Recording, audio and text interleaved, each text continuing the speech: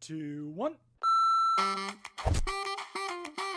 Welcome to this week's Patriots video mailbag. I'm Doug Kyde. If you have a question for me, tweet it to me at Doug Kyde using the hashtag MailDoug. Let's get right into your questions. Mike Weber asks, was more of a priority for the Patriots coming up with linemen to stop the run other than Guy, or finding a wide receiver?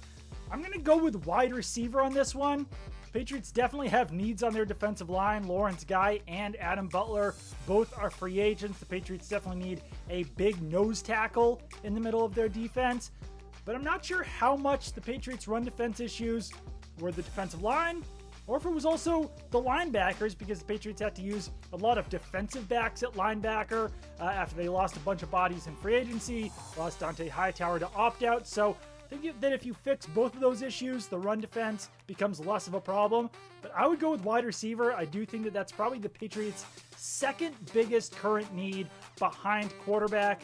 They really either need a top flight option via trade, free agency, or in the draft. Personally, I would probably sign a top flight wide receiver in free agency and then also take a player on the second day, whether that's in the second or third round. Second question here, Patrick asks, you could only keep 3 running backs for next year, who would they be and why? I would definitely keep Sony Michel and Damian Harris. The Patriots need that early down rusher, and that's probably going to be Damian Harris next season. But then they also need a solid backup just in case of injuries, and then that would be Sony Michel. I think that those two backs are pretty similar. They offer similar traits, but I think that you need both of them. So that brings us down to the last one. That would either be J.J. Taylor, James White, or Rex Burkhead. White and Burkhead are both free agents. J.J. Taylor was an undrafted rookie last season. I might actually lean towards Taylor on this one, simply because he is the youngest option. I think that he showed a decent amount of promise in 2020, and if you are building for the future, then yeah, I think that J.J. Taylor could potentially be a building block as that third down pass catcher, potential early down rusher. And it seems like Patriots running backs coach Ivan Fears, who's always done a fantastic job with the Patriots running backs, really likes Taylor's promise. So I think that that's why I would pick Taylor in there. Last question here. BNorm2004 asks, what are the chances of the Patriots trading for Gardner Minshew when the inevitable happens? I don't quite know why the Jaguars would trade Gardner Minshew. They obviously are going to take Trevor Lawrence first overall in the 2021 NFL draft, but Minshew is an affordable, good backup option.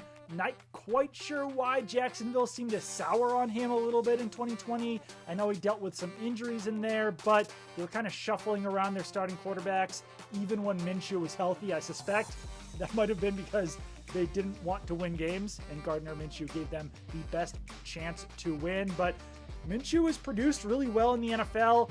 I'm just not sure how many quarterbacks the Patriots wind up acquiring, because in an ideal world, they draft a quarterback and then also bring in some veteran bridge starter. They've already got Jarrett Stidham in there. They signed Jake Dolegala to a future contract. So I'm not sure where Minshew would really fit in there, whether if he would be the bridge type option, the young quarterback who the Patriots should be drafting, or if he'd be that third option and compete with Jarrett Stidham for that number 2 or 3 role. So I don't know. I don't think it's likely that Jacksonville trades him, but at the same time, I actually do kind of like Minshew's potential. I think that he has a chance to stick in the NFL for quite a while. So if he does become available, I certainly wouldn't mind it if I were the Patriots, sending a draft pick to Jacksonville to acquire him as some sort of help at the quarterback position in the future. PNC Bank, helping to make banking easier.